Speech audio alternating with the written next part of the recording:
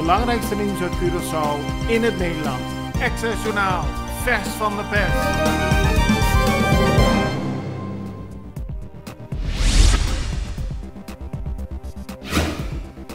De financiële situatie van KTK is al lange tijd slecht. De compagnie Ritau Corsau, het Curaçaose sleepbotenbedrijf, heeft ernstig te lijden aan het feit dat de raffinaderij al enige tijd dicht is. Er moeten opnieuw mensen weg. Het gaat nu om mensen tussen de 55 en 65 jaar. In totaal 20 mensen zouden moeten vertrekken.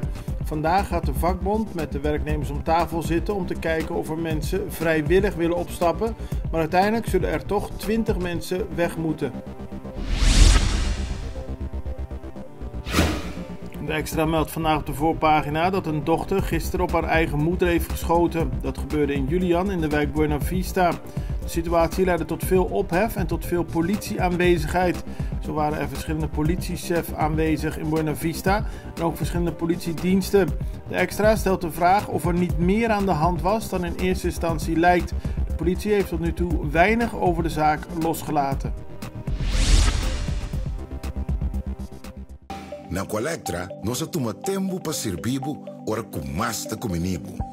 Llama no centro de cliente na telefone 0800 035 de jaluna para viernes voor die setor de mente te com setor de noite para turno serviço nan of patrão cita. Se você traz cita para já sabra, também por hora. Por escolher para trabalhar, riba aqualectra.com e aproveitar a mesura, põe o documento na cerca para visita cerca nós vai mais fácil.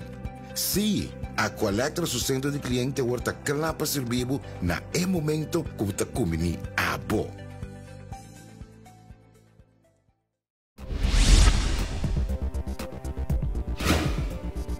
Bijna 2200 mensen hebben zich aangemeld voor een baan bij de raffinaderij. Dat laat de Refineria di Corsau, RDK en Curaçao Refinery Utilities CRU weten in een persbericht. RDK deed een oproep aan geïnteresseerden om via hun online platform te solliciteren. En daar kwamen tot nu toe maar liefst 2195 reacties op. RDK en CRU zullen de sollicitaties nu verwerken. In de komende maand zullen ze een selectie maken. Deze sollicitanten zullen worden gevraagd voor een CRU Vocational School waar zij een internationaal erkend diploma kunnen behalen. De eerste steen is gelegd voor het nieuwe gebouw van het Rode Kruis in Suffisant. Dat is gedaan door gouverneur Lucille George Wout.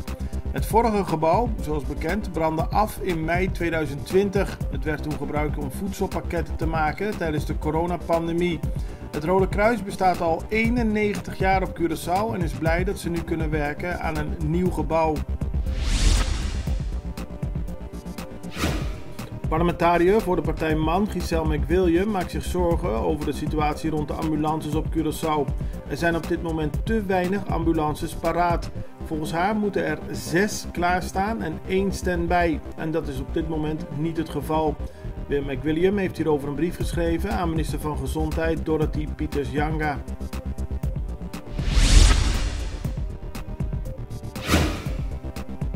Op Curaçao werd gisteren voor het eerst de Miss Teenage Glow Press verkiezing gehouden. Die is gewonnen door Valerie van Heidoorn. Ze mag zich niet alleen Miss Teenage Glow Press 2022 noemen.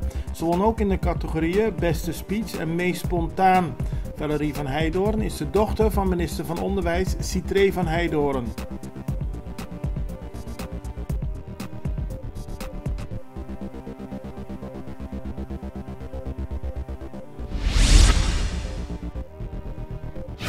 De boten van Velas Latinamerika zijn gisterochtend vertrokken uit de Sint Anna Baai. Het gaat om 3 vlaggenschepen die nu op weg zijn naar Mexico. Ze werden uitgezwaaid met een ceremonieel saluut tijdens de zogenaamde sail-out. Velas Latinamerika was een groot succes. Vrijdagavond was er ook een concert op het Brionplein van Era.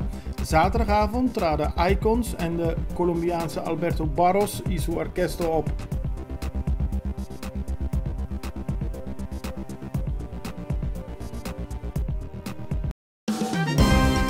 Het belangrijkste nieuws uit Curaçao in het Nederland. Access Journaal, vers van de pers.